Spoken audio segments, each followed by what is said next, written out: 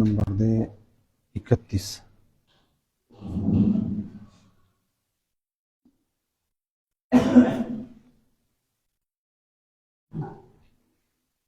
أعوذ بالله من الشيطان الرجيم. بسم الله الرحمن الرحيم.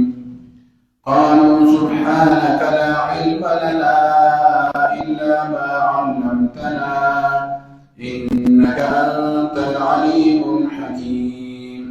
قال يا آدم أنبئهم بأسمائهم فلما أنبأهم بأسمائهم قال ألم أقل لكم إني أعلم غيب السماوات والأرض وأعلم ما تبدون وما كنتم تكتمون.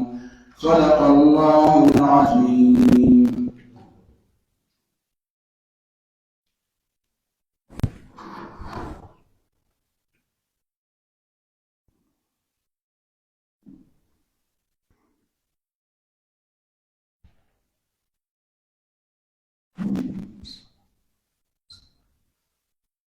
الحمد لله وحده والصلاة والسلام على من لا نبي بعد.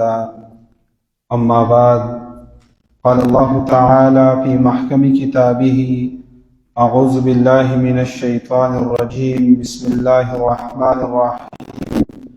وعلم آدم الأسماء كلها ثم عرضهم على الملائكة إلى آخر الآية.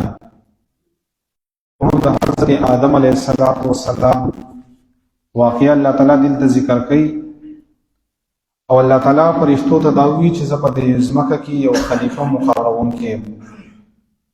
نو فرشتو الله تعالیٰ ته داسې نیازمندونکې خبره وکړه چې الله تعالیٰ موږ خو ستا تسبیحات بیانوو، ستا حمد بیانوو، نو د آدم علیه السلام ته ولې پیدا کړې؟ نو الله تعالیٰ ورته خو اول دا خبر وکړه چې انی اعلم ما لا تعلمون، زه پوهېږم په هغه خبرو باندې چې تاسو پرې نه پوهېږئ.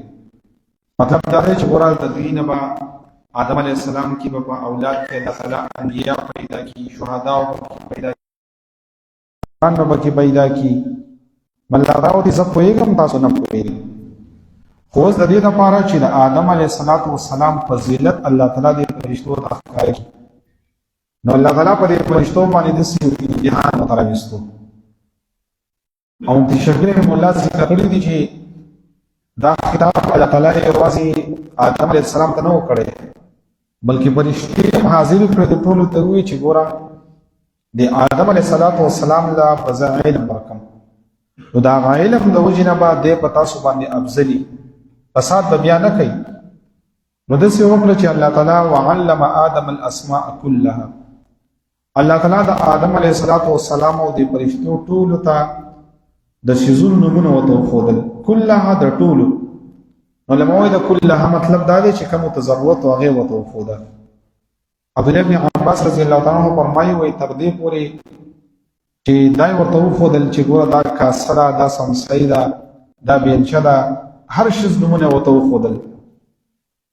نو وی چې کله الله تعالی ورته وښودل ثم عرضهم على الملائکه، او بیا الله تعالی په فرشتو باندې پیش کړه، ورته وی چې تاسو ته ما علم درکو، تعلیم درکو، او د فرشتو علم ورکو، نو تاسو چې کوم د تما خودلی د هغې مال علم راکئ. ځه انبئوني باسماء هؤلاء ان كنتم صادقین، ما خبر راکئ که تاسو په دې خبره کې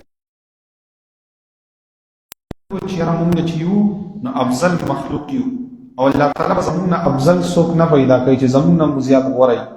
نو الله تعالی ورته یې زه اوس هم امتحان شو، ځه چې تاسو له ما د کوم شیزونو خبر درکړی او د هغې ماله خبر راکئ. نو فرشتو ته لا علم لنا الا ما علمتنا، الله تعالی موږ ته خو علم نشته مګر چې کوم تا موږ له راکړی دی. نو الله تعالی ورته ووایي چې ګوره ما تاسو ته ویلو چې زه په هر شیز باندې خبردار یم، په هر شیز کې زما حکمت دی. نو علما وایي دلته کې الله تعالی آدم علیه السلام له فضیلت ورکړو د علم په لحاظ سره، چې ګوره دی پوهېږي او تاسو نه پوهېږئ. د فرشتو د دې شیزونو دا نومونه ولې نه شو ویلی؟ الله تعالی خو ته ویلي وایي د هغې وجه دا وه چې د فرشتو په فطرت کې دا خبرې نشته، اوس د فرشتو د کاسې سره سکار دی، د څمڅۍ سره سکار دی، د لوږې سره سکار دی، د تندې سره سکار دی. نو هغه داسې لکه یو انسان دی او هغه چې دی نو صرف د دنیا سره کار دی او ته دین خبرې کوي په یو مجلس کې، بس د هغه په دې غوږ باندې راوړي او په دې بل باندې استوځي. یا مثلا چې زمونږ سره څوک خبرې کوي چې را پلانې مرسډیز داسې شو، دا داسې شو، مونږ وایو چې دا دې څه وایي وسو، لکه مونږ د دې شیانو باندې سره پروا نه وي. مونږ د چې یو سړی دا خبره کوي پلان کې کتاب کې دا لیکلي دي، یاره پلان کې مصنف دا کتاب لیکلی دی، په هغې کې دا مونږ وایو بیا ورته مونږ خوله وازه کړي چې لکه دا خبرې په غور باندې واورو. او چې څوک دا خبرې کوي هلته کې پلاټ واخیستو، هلته کې مونږ وایو دا دې اوس څه وایي، لکه زموږ مغزو باندې بوج راځي، ځکه زموږ دغه شیزونو سره کار نشته. نو دغه شانته کې د دې فرشتو ته الله تعالی داسې مثال ذکر کړو. فرشتو ته الله تعالی ووایي چې ګوره دا شیزونه ورته وښودل چې دا مثلا دا شیز دی، دا شیز دی، دا کاسه ده، دا کټوۍ ده، دا بیلچه ده، دا تخص دی، او دا ورته ووایي. او آدم علیه السلام هم و په هغه ټایم کې. نو بیا ورته الله تعالی ماله خبر راکړي ځه. نو دوی ورته څه وي؟ لا علم لنا الا ما علمتنا. بس چې کوم علم تا مونږ له راکړی دی نو مونږ په هغې باندې پوهېږو، په نور څیز باندې مونږ نه پوهېږو. نو دا فرشتې هم وایي څه نه څه پوهېدې علم ورسره و، خو د دې شیزونو علم ورته نه و. وایي دا یې د ډېره عاجزۍ د وجې نه وایي چې الا ما علمتنا، بس چې کوم تا مونږ ته علم راکړی په هغې پوهېږو، په زیات باندې مونږ نه پوهېږو. نو علما وایي په کار دا ده چې انسان له د یو خبرې علم نه ورځي، وایي دی وایي چې یاره لا علم لنا، مونږ ته علم نشته، چې په یو خبره باندې انسان نه پوهېږي. نو خامخا داسې نه وایي چې یاره زه به چېرته کې پړ راشم، نه داسې نه ده په کار. امام مالک رحمه الله یو لوی عالم تېر شوی دی، یو لوی مسلک پسې ورپسې د امام مالک رحمه الله ډېر د احادیثو خدمت یې کړی دی. امام مالک رحمه الله به چې حدیث وي دا هغه امام دی چې دا په مدینه منوره کې درس کړی د احادیثو. نو ګوره عام امام یا عالم چې روایت نقل کوي نو موږ داسې وایو قال رسول الله صلی الله علیه وسلم، د الله رسول داسې فرمایي. امام مالک رحمه الله به داسې وي قال صاحب هذا القبر، دا قبر والا سړی چې دی وایي دی داسې وایي. ډایرکټ په مدینه منوره کې د نبی علیه صلات وسلام د روضې خواته به د احادیثو درس کو، او دی یو ځان له ناشنا تاریخ دی. دی یو ځل درس ته ناست و د امام مالک رحمه الله. نو دا درس کوو، شاګردان ورسره ناست و د امام مالک رحمه الله دا رنګ چې دی نو هغه به داسې زړېدو، بیا به لږ ساعت بعد لږ برابر شو، بیا به زړ شو او خوله پرې راغلې وه. بیا چې کله درس ختم کړو نو یو شاګرد وله خاله ورغی چې حضرت تاسو نن ډېر عجیبه کیفیت کې وایي خوله د باندې راغلې وه، رنګ هم زړېدو. وایي هغه ورته چې تیاره زما دا کمیس لږ اوچت کا. نو شاګرد چې دا کمیس اوچت کړو نو لړم یې په دې ملا باندې چېرته ناست و، نو 5-6 ټکې وله ورکړي. نو هغه شاګرد ورته وایي چې ما ته هم ویلې وې، په هغه ټایم کې اشاره به هم کړې وه، نو ما به دا لړم اخوا کړی و. امام مالک رحم الله ورته وایي د پیغمبر اسلام د دې حدیثو نه له حیا راتله، لکه اوس به مې دا بس کوله او تا ته به مې وایي چې راشه، وایي نه دې نه له حیا راتله. دومره لوی امام دی. خو د امام مالک رحم الله ته یو ځل چا ورته سوالونه ورولېږل او 36 سوالونه ورته ورولېږل، 36 سوالونه، و د دې جواب پکار دی. امام مالک رحم الله چې ورته کېناستو هغه سړی د ډېر زیات لرې نه راغلی و. لکه مثلا یو سړی دی او چاله دلته کې مسله راولېږي د کراچۍ نه، دی ورته کېناستو د 6 سوالونو جواب یې پکې ورکړو او ورته یې ورته وایي چې په دې 13 باندې هغه نه پوهېږي. او دې زه د کوم ځای نه راغلی یم او هغه سړي ته به اوس مثلا بادشاه رالېږلی، اته به زه دا خبره کوم چې امام مالک وایي چې زه پرې نه پوهېږم. وایي او ورته ووایه چې امام مالک رحم الله وایي چې د 6 جواب رالاتلو په دې نورو نه پوهېږم، په دې کې څه خبره نشته. نو د دې وجې نه د علم عادت دا ده چې انسان له کوم شیز نه ورځي نو د ځان نه پای کې خبره نه کوي، یا چې په یو شیز باندې یقین نه وي چې دا پلانکي کتاب لیکلی دی نو خبره به نه کوي. البته د علم پټول نه دي، جایز نه دي. چې یو خبر تا ته معلوم ده او ته وایې چې یاره زه په دې خبره باندې نه پوهېږم، او ته وایې چې که زه دا مسله بیان کړم نو بیا به داسې وشي، دا نه داسې د علم کتمان نه دی پکار. ځکه پیغمبر علیه الصلاة والسلام فرمایي چې چا علم پټ کو او د ښه پوهېدو چې علم داسې دی او دا خبره پټه کړه، الجم بلجام یوم القیامه، الله تعالی به ورته د قیامت په ورځ باندې د اور واګې ور واچوي. نو چې څومره د علماو فضیلت سیوا دی هغومره هغوی وعید هم سیوا دی. ما تاسو ته مخکې ویلي یو سړی دی هغه داسې کوي چې د دې بهر د جومات نه بهر کنځلې کوي، نو دا هم ګناه ده. خو چې په دې جومات کې انسان کنځلې کوي دا بیا ډبل ګناه. چې په مسجد حرام کې کوي نو بیا ډېره ګناه ده. نو دغه شان ده کې یو عام سړی دی هغه نه پوهېږي، یو د سړی دی چې د هغه دستار والا دی، هغه انسان چې دی نو عالم ورته خلک په معاشره کې وایي او هغه ګډوډ چلیږي، هغه حق نه بیانوي، نو دا انسان ډېر ګناهګار دی. الجم بلجام من النار، د قیامت په ورځ به الله تعالی د اور واجې واچوي. نو دلته کې فرشتو عاجزي ښکاره کړه چې لا علم لنا الا ما علمتنا، مونږ ته علم نشته مګر کوم چې تا مونږ له علم راکړی بس هغه تا ته علم دی. او علما وایي چې د آدم علیه السلام ته آدم ولي وایي وعلم آدم الاسماء. نو علامه ابن الجوزي رحمه الله وایي آدم ته آدم ځکه وایي چې ادیم الارض، مطلب دا د ځمکې د خلاصې نه جوړ شوی دی. د آدم علیه السلام په دې بوټۍ کې د ټولو ځمکو سنه نمونه موجود ده، نو ادیم الارض د ځمکې خلاصه. او یا وایي آدم ته آدم ځکه وایي چې د ادمتون نه دی، او ادمتون ویل کېږي غنمرنګي ته، وی آدم علیه السلام غنمرنګي و، نو ځکه آدم ته آدم ویل کېږي. بیا الله تعالی فرمایي چې وعلم، الله تعالی ولا تعلیم ورک. نو دا تعلیم ول الله تعالی څنګه ورکړو؟ نو یو روایت خدا دی چې الله تعالی دا فرشتي او دا آدم علیه السلام د ځان مخې ته ودرول او الله تعالی ورسره خبرې وکړي او دا شیزونه ورته وښودل. یا دا چې الله تعالی د دوی په فطرت کې دا خبرې واچولې. فطرت مطلب دا دی، ګوره مثلا یو چرګ د هغې ته انډې کېدي انسان، د چرګې تخم وتم کېدي او د ایلۍ وتم کېدي.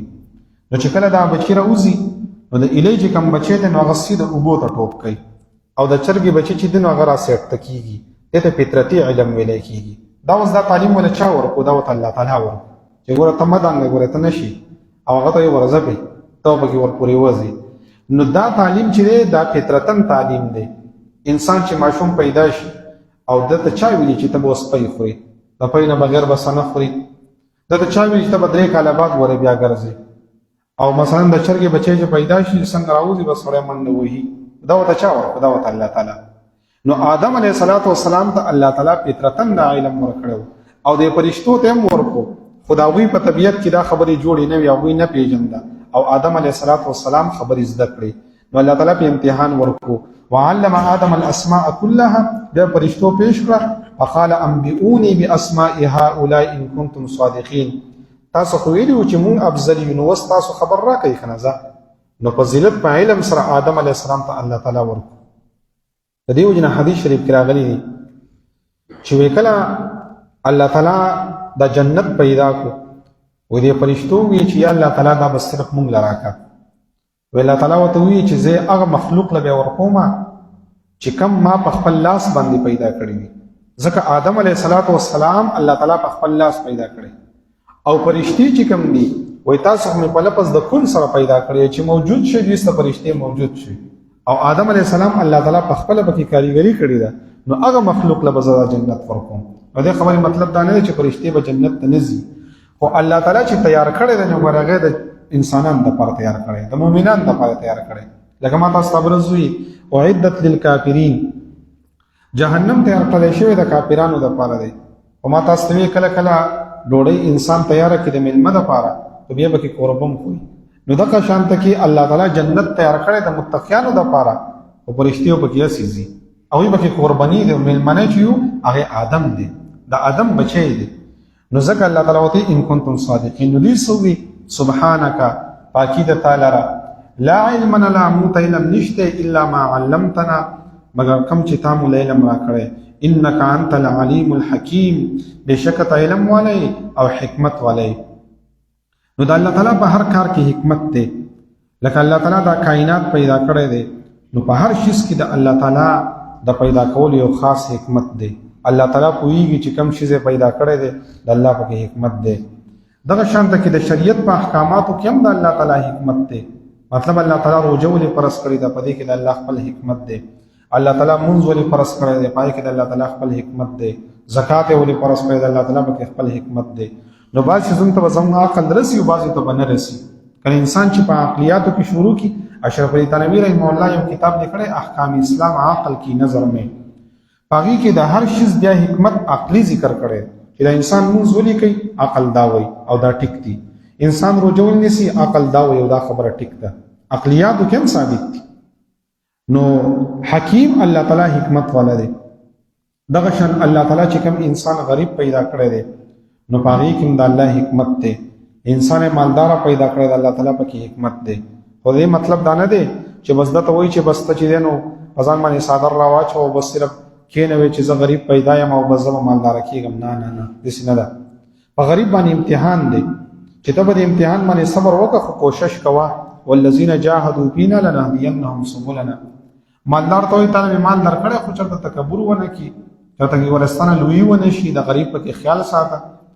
او حقیقت دا دی وروڼو تاسو ته به کله کله ټیک ټیکلي ثابتې شوي چې دا بعضې زموږ په شانته کې غریبان خلک که دا الله مالداره پیدا کړی وي یقین وکړه چې خلک به ترې سا به ترې چا نه وي اخیستی. نو د الله تعالی په هر کار کې حکمت وي. نو چې دا لا په سیکل باندې سور دی څوک دې په لاره نه شي تللی نو که دا سره لینکروزر شي یا فارچونر شي ورسره بیا به موږ باندې راکټ کوي. نو الله تعالی چې هر چا له څومره حصه ورکړي د الله تعالی پوهېږي. حکمت والا ذات دی، علیم الحکیم، علم والا دی، حکمت والا دی. نو الله تعالی ورته اوس وایي یا آدم انبئهم باسمائهم. اے آدم علیه السلام خبر ورکړه د دې نومونو. علماء دلته کې الله تعالی آدم ته وایي چې یا آدم اے آدم. او پیغمبر علیه السلام ته چرته کیم پیغمبر علیه السلام ته الله تعالی یا محمدون دی ویلي صلی الله علیه وسلم چې وته ویلي دی رسول الله نبی الله. دا د نبی علیه السلام الله تعالی د نبی علیه السلام د ادب کوي. او آدم ته سو یا آدم اے آدم علیه السلام انبئهم باسمائهم خبر وته ورکه په نومونو د دې شیزونو باندې. دیو جن پیغمبر علیه السلام فرمایي كنت نبیا وآدم بین الروح والجسد. زه په هغه ټایم کې پیغمبر وم چې آدم علیه السلام لا د خټې او د اوبو په منځ کې و چې مال الله تعالی نبوت را کړی. مطلب دا چې د الله تعالی په علم کې زه پیغمبر وم. الله تعالی په علم کې دا ځکه خو آدم علیه السلام نه وعده اخیستې وه، د انبیاو نه وعده اخیستې وه چې که محمد رسول الله صلی الله علیه وسلم راغی نو تاسو په ایمان راوړئ. نو دې ځای کې امام رازي رحمه الله ډېره عجیبه خبره کوي چې الله تعالی ته خو علم و چې ګوره د آدم علیه السلام مخکې دی او پیغمبر علیه السلام به د ټولو وروسته راځي. نو چې پته ورته ونه بیا یې ولې وعده اخیسته چې که چېرته دی راغی نو تاسو په ایمان راوړئ. وایي دې وجې چې ثواب یې وشي چې دوی ووایي چې ګوره که دا پیغمبر راغی نو موږ به ایمان راوړو موږ به تصدیق کوو نو ثواب پرې وشو که نه. و د دې ثواب دپاره الله تعالی د انبیاو نه وعده اخیستې وه. نو آدم علیه السلام ته الله تعالی وایي د نومونو شیزونه ورته وښایه شابه د شیزونو نومونه. نو فلما انبأهم باسمائهم کله چې ورته خبر ورکړو د نومونو د دې شیزونو نو علامه ابن کثیر ذکر کړی دی و آدم علیه السلام وایي چې انت جبرائیل ته جبرائیل انت اسرافیل حتی بلغ الغراب تر دې پورې کارغه پورې ورسېد چې دا کارغه دی دا چې د چنچڼه ده دا داش دی ټول نومونه ورته ذکر کړه. الله تعالی ورته وایي الم اقل لکم انی اعلم غیب السماوات والارض. ما تاسو ته نه ویلي چې زه پوهېږم په غیب د اسمانونو د ځمکې باندې واعلم ما تبدون وما کنتم تکتمون. او زه پوهېږم په هغه شیز باندې چې کوم تاسو ښکاره کوئ. نو په ښکاره خو دوی داسې ویلي چې الله تعالی دوی په ځمکه کې فساد کوي خو پټ کړي په زړه کې څه و په زړه کې دا و چې مونږ بهتره یو. فرشتو دا ویلي مونږ بهتره یو آدم علیه السلام بهتر نه دی. الله تعالی ورته ځای ته ثابتوم. نو ثابت یې به څه کړه چې الله تعالی په امتحان وکړو. الله تعالی آدم علیه السلام له علم ورکړو. دې وجې نه د علماو په دې باندې دلته ډېر زیات تفصیل کړی دی چې ګوره آدم علیه السلام له چې الله تعالی دا فضیلت ورکړو د دې یو وجه ده چې هغه علم دی. دې وجې نه حدیث شریف کې راغلی دی چې ان الملائکة تضع اجنحتها لطالب العلم رضا. د طالب علم چې په کوم لاره باندې رواني الله تعالی هغه ته د فرشتو ته وایي چې وزرې ورته خورې کوي. نو دا طلبا لکه څنګه چې یو ملک ته څوک راځي غټ سړی راځي هغه ته کارپېټ خور کړي نو دغه شانته کې طلبا او د علم حاصلونکو ته فرشتې وزرې خورئ او دوی د فرشتو په دې وزرو باندې تک کوي. دا د علم فضیلت دی. او حدیث کې راځي ان الله يرفع بهذا الكتاب اقواما ويذر به آخرين. الله تعالی د دې علم په ذریعه باندې ډېر خلک اوچت کړه. د دې کتاب په ذریعه باندې الله تعالی ډېر خلکو له عزت ورکړو او الله تعالی د دې کتاب په ذریعه باندې ډېر خلک ذلیله کوي چې څوک یې قدر ونه کړي. عمر رضی الله تعالی عنہ یو ځل په لاره باندې روان و ډېر لښکر پسې ورپسې و. د هغه ټیم د 22 لاکھ رب العالمین حکمران. عمر رضی الله تعالی عنہ ګرمي وه او एकदम په یو ځای کې ودرېدو، ټول لښکر ولاړو. یو سړي ورته ویې عمره دا ته ولې ولاړې وې؟ دلته کې ټول لښکر ولاړ دی. حضرت عمر صاحب ژړل. وی اصل کې دا هغه ځای دی که نه؟ وایي دا هغه میدان دی چې په دې کې ما اوښان سرول، او وایي چې کله ما اوښان سرول ما د خپل ترور اوښان هم سرولي دي. وایي ما ته خپل پلار هم وي، خپل ترور به راته هم وي چې ما دومره نااهله سړی چې چېرته اوښان دې ماړه نه کړه. وایي په دې میدان کې ما اوښان سرولي دي. او نن چې د قرآن او د احادیثو د پیغمبر علیه الصلاة والسلام مجلس قبول کړی دی، نو د باب اسلاک مربع میل حکمران یم او ټول لښکر پسې را روان دی. نو عمر صاحب ژړل. او عمر صاحب اکثر په منبر باندې دا خبره کوله، وایي زه ګوره داسې سړی وم چې ما به اوښان سرولم، خپل عاجزي یې بیانول. او د دې کتاب په ذریعه باندې الله تعالی خلق ځکه اوچتوي چې د هارون الرشید یو لوی بادشاه دی. نو د ده دوه زامنو دا یو عالمو هغې وله نیولی چې دوی ته به ته علم ښې. یو ځل هارون رشید راغی او دا خپل زامن یې لګیا دي او دا استاد چې دی نو د ته اوبه ورچوي. نو دا یو ورته اوبه ورچوي او دا بل چې لګیا دی نو دا دواړه په دې اوبو باندې جګړې کوي. ورته وایي یو ورته یې ماله راکړه زه ورته اوبه ور واچوم، بل وایي زه ورته اوبه ور اچوم. هارون رشید ورته په دروازه کې ولاړ دی، ویې لیدل د خپل بچي او هغې ونه کړو. سبا چې دربار ته د عالم هم لاړو، هارون رشید هم لاړو. نو هارون رشید ورته دا خبره وکړه چې په دې دور کې د ټول نه افضل څوک دی، ډېر زیات بهتر څوک دی؟ نو د عالم ورته وویل یاره بس تاسو افضل یې، نو تاسو ځکه چې بادشاه یې. هغه ورته یاره وایي زه افضل نه یم، ته افضل یې زما نه. وایي ولې؟ وایي د هغې وجه دا ده چې زما دا بچي چې کوم دي د بادشاه بچي دي، خو پرون ما ولیدل چې دوی په لوټه باندې جګړه کوله چې کم یې مخکې در واچوي. وایي بیا دې عالم ته وایي چې یو ګیله مې در نه شته، ادب دې ورته صحیح نه دی ښودلی. وایي څنګه؟ وایي ادب خو دا و چې دوی په دې اوبو جګړه نه وی کړی، ادب دا و چې یو یې دا خپې ستا مږلي او د بل د ته اوبه در اچولی، نو بیا به یې خوند کړی وی. نو دا دغه وخت بادشاهانو چې د علم ورسره قدم و. نو ان الله یرفع بهذا الکتاب اقواما ویضع به آخرین. الله تعالی په دې سره ډېر خلک اوچتوي. امام ابو یوسف رحمه الله چې دی د امام ابو حنیفه رحمه الله شاګرد. نو دې اصل کې داسې و د امام ابو یوسف رحمه الله چې دی یتیم پاتې شوی. نو خپل مور به رالیږو ورته وي د رنګ کار یې زده که، هغه ټایم کې رنګایي زده که چې تاله 2-3 روپۍ څوک درکوي، زه کونډه یم چې زموږ کې ګزاره کېږي. امام ابو یوسف رحمه الله به راتلو د امام صاحب په درس کې یو ځل کېناستو. چې کېناستو خوند یې وله ورکړو. نو یو ورځ چې کور ته لاړو نو یې ابۍ دیاړي ونه لګېده، بس پیسې نه وې، دیاړي ونه لګېده. په سبا باندې چې بیا لاړو نو بیا یې مور ته وی چې دیاړي ونه لګېده. په 3 ورځ باندې هغه مور یې راغله، امام ابو حنیفه ویې کتل چې د امام صاحب په درس کې ناست دی. نو امام ابو حنیفه رحمه الله ته ډېرې خبرې وکړې. ګوره زه کونډه یم، زما دا بچی چې دا یتیم دی، دې زه لېږمه چېرته کې د رنګ کار یې زده کړي، او تا دلته کې راغلی وزګار یې ستا سره ناست دی، او دا 3 ورځ ده چې دیاړي ونه لګېده او ستا سره په درس کې کېږي. امام صاحب ډېر مالداره سړی و، دغه د ریخمو دوکانونو په خپله باندې د کپړې تاجر و. نو امام صاحب ورته وي د ده چې د کال څومره خرچه د هغه په یو ځای باندې زه در کوم، او چې څوک له 3 روپۍ ورکوي زه به له 6 روپۍ مقرروم د ورځې، او بس وایي زه د علم حاصلوي. او بس هغه امام صاحب به خپلې پیسې ورکولې، هغه امام ابو یوسف رحمه الله علم حاصلو. خو ورته وي یو وخت به داسې راشي چې ستا دا بچی به د بادامو حلوا خوري. نو هغه مور یې وخندل، وایي د رنګساز بچی و، رنګساز وایي موږ د بادامو حلواګانې نه شو خوړی. هغه زمانه کې به دا صرف بادشاه خوړه دغه حلوا. وایي دا چېرته کېدی شي؟ خو وایي ځان دا پیسې را لېږل وایي نور به کېږي.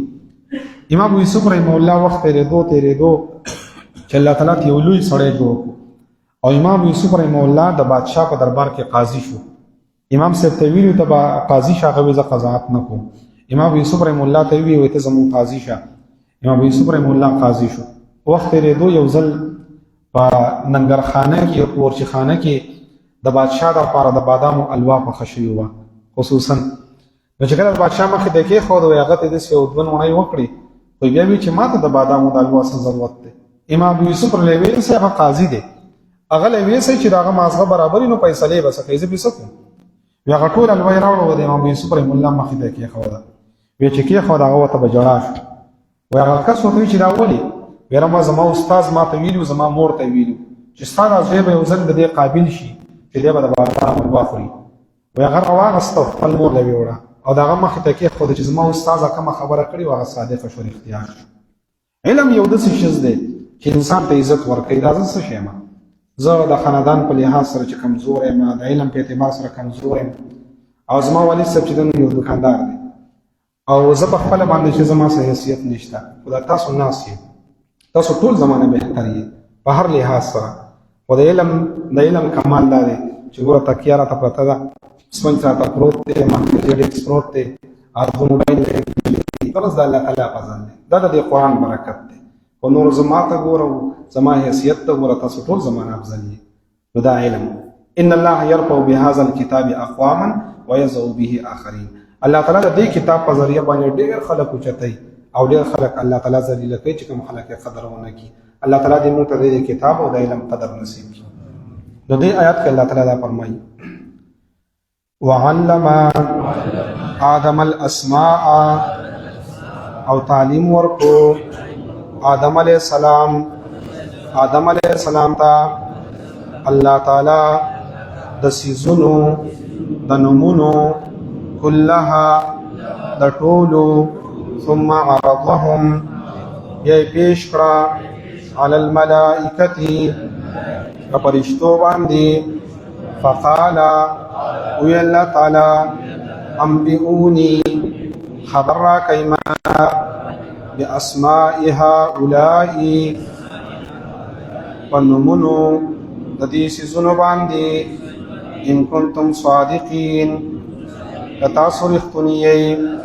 قالوا ویدی سبحانك پاکی د تعالی را، لا علم لنا مونږ ته هیڅ علم نشتا، الا ما علمتنا مگر کم چې تا مونږ له علم راکړې، انك انت العلیم الحکیم بشک علم والی او حکمت والی. قال وی اللہ تعالی یا آدم، یا آدم علیہ السلام، انبئهم باسمائهم خبر ورکدویتا فنمونو دې سيزونو باندې، فلما انبأهم باسمائهم هر کله چې خبره ورکو د دغه سيزونو په نومونو باندې، قال او فرمایل الله تعالی: الم اقل لكم ایا ما نو ویلی تاسو ته، انی اعلم زپویګم غیب السماوات غیب د اسمانونو، والارض او د ځمکې، واعلم افویګم ما تبدون سچ تاسو ښکارا کوئ، وما کنتم تکتمون او سچ تاسو پټوئ. الحمد لله رب العالمين والعاقبة للمتقين، صلاة والسلام على رسوله محمد وعلى آله وأصحابه أجمعين. اللهم احسن عاقبتنا في الأمور كلها وأجرنا من خزي الدنيا وعذاب الآخرة. ربنا تقبل منا إنك أنت السميع العليم، وتب علينا يا مولانا إنك أنت التواب الرحيم برحمتك